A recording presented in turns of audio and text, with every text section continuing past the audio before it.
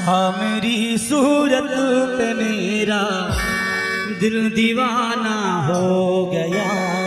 सामरी सूरत पे मेरा दिल दीवाना हो गया। सामरी सूरत पे मेरा दिल दीवाना हो गया। सामरी सूरत पे मोहन दिल दीवाना हो गया। सामरी सूरत पे मोहन दिल दीवाना हो गया। दिल दीवाना हो गया मेरा, दिल दीवाना हो गया। दिल दीवाना हो गया मेरा, दिल दीवाना हो गया। सामरी सूरत पे मोहन दिल दीवाना हो गया। सामरी सूरत पे मोहन दिल दीवाना हो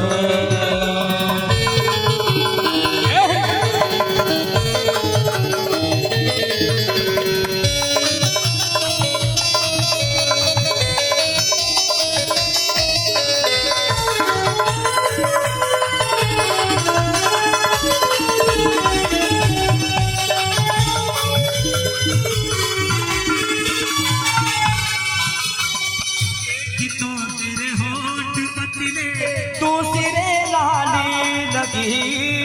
एक तो तेरे होठ पतले दूसरे लाले लगे।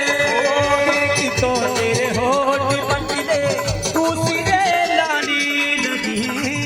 एक तो तेरे होठ पतले दूसरे लाले लगे। तीसरा तुझ मुस्कुराना दिल दीवाना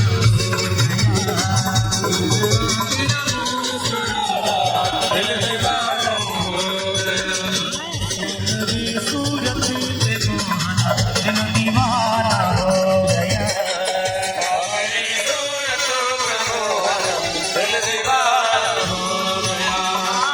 दिल दीवाना हो गया मेरा, दिल मस्ताना हो गया।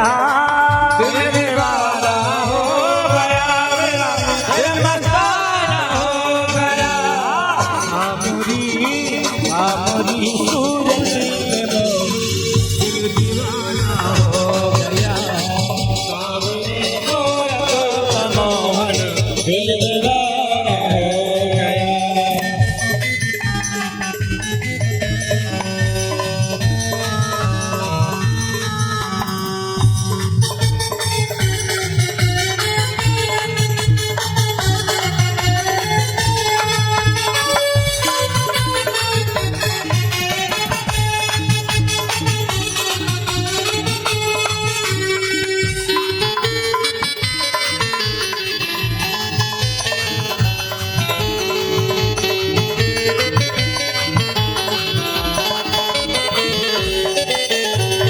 एक तो तेरे नैन मोटे दूसरा कजरा लगा।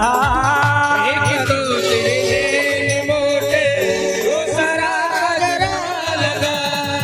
एक तो तेरे नैन मोटे दूसरा कजरा लगा।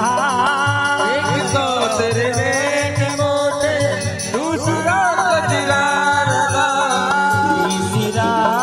तीसरा तेरा दिल लगाना दिल दीवाना हो गया।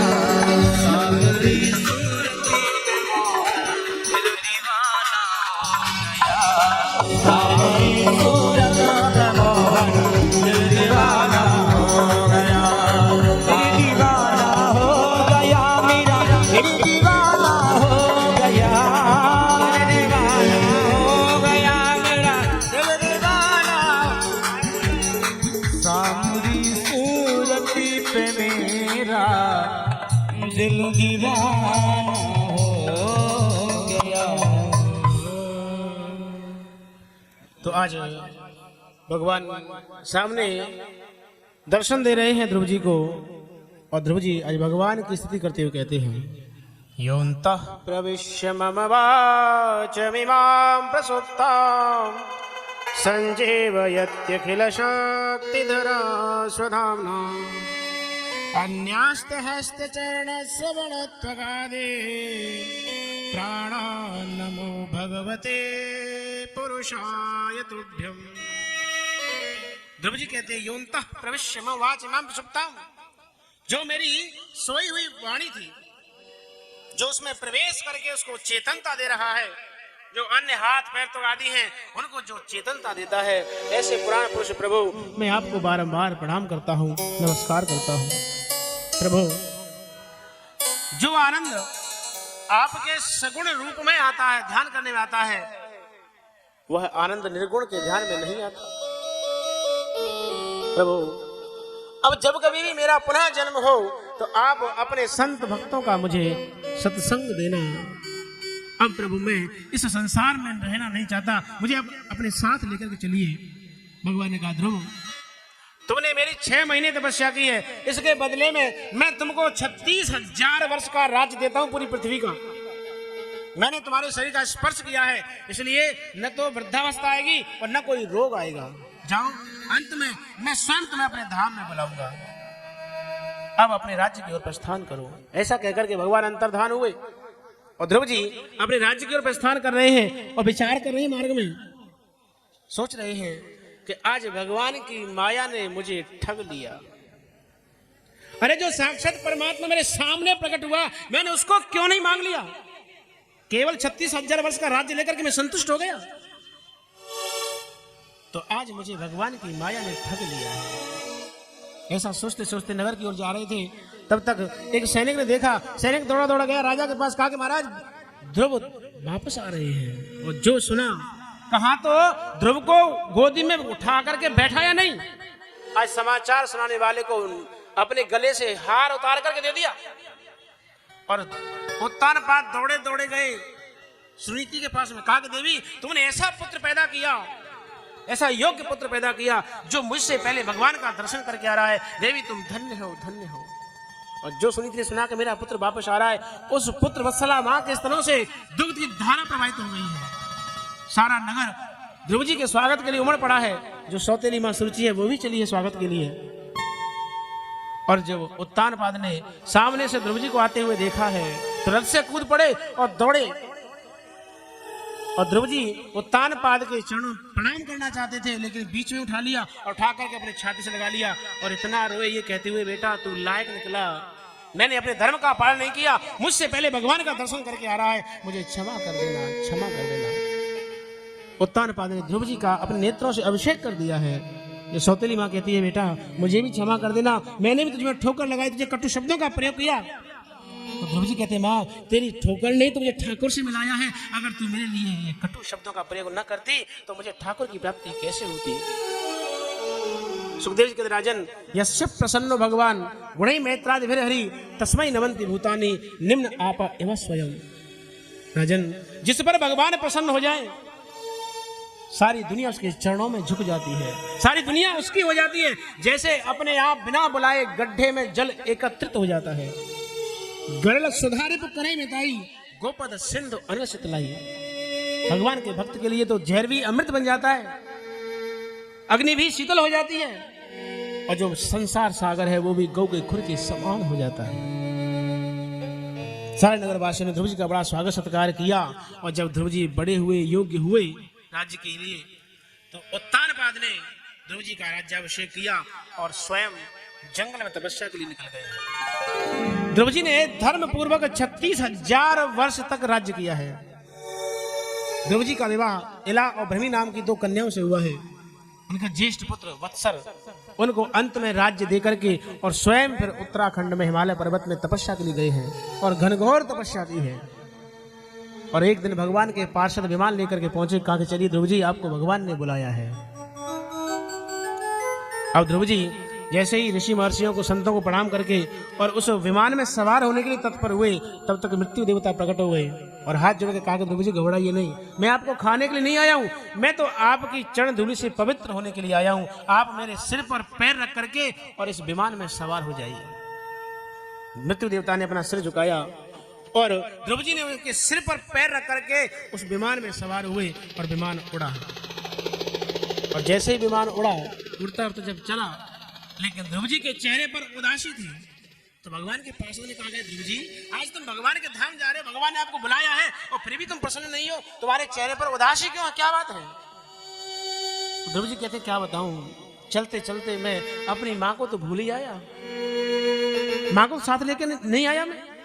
तो भगवान के पास ने कहा, अरे ध्रुव तेरा जैसा पुत्र जिस माँ का भक्त हुआ हो, भला वो माँ पीछे कैसे रह सकती है? अरे थोड़ा नजर उठा के ऊपर तो देख। और जैसे ध्रुव जी ने नजर उठा के ऊपर देखा तो स्वयं सुनीति माँ दूसरे विमान में लक्ष्मी जैसा रूप बना करके आगे आगे जा रही है। और ध्रुव जी ने उस ध्रुवलोक को प्राप्त किया। जैसे हम मंदिर की परिक्रमा करते हैं, ऐसे ही सूर्य चंद्रमा तारे ये सब उस ध्रुव की परिक्रमा करते हैं।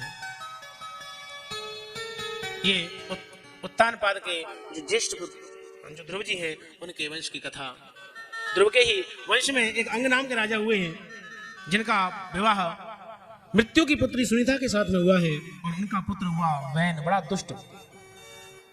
संतान पर पितृपक्ष का प्रभाव तो पड़ता ही है, लेकिन मातृपक्ष का भी प्रभाव पड़ता है। इसलिए जब विवाह शादी करते हैं तो देखते हैं कि खानदान कैसा है, लेकिन आजकल खानदान नहीं देखते, आज देखते हैं दान कैसा है, दान देने वाला कैसा है, कितना दे सकता है ये।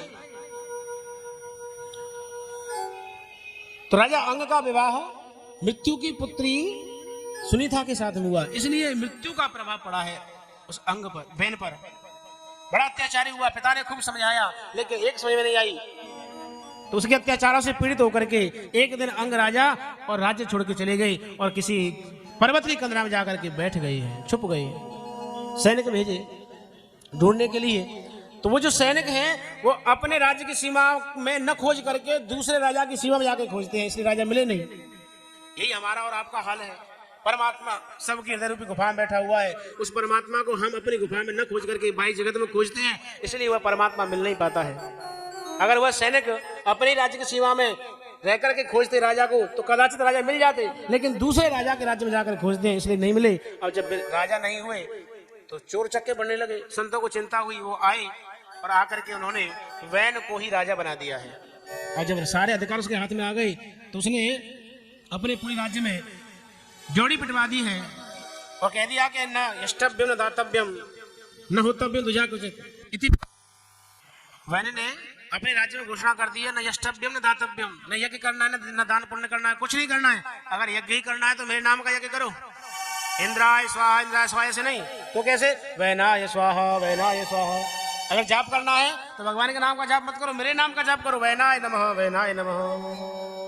जब संतों ने देखा करे ये तो प्रजा को भी धर्म से च्युत कर रहा है, तो संत आए और आकर के समझाने लगे, कहा कि राजन तुमको ऐसा प्रजा को धर्म से च्युत नहीं करना चाहिए। तो उल्टा संतों को डांटने लगा, कहता है बालेश्वर मत यूयम्बा, अधर्मे धर्म मानना, ये वृत्तम पति मित्वा जारम पति उपासते।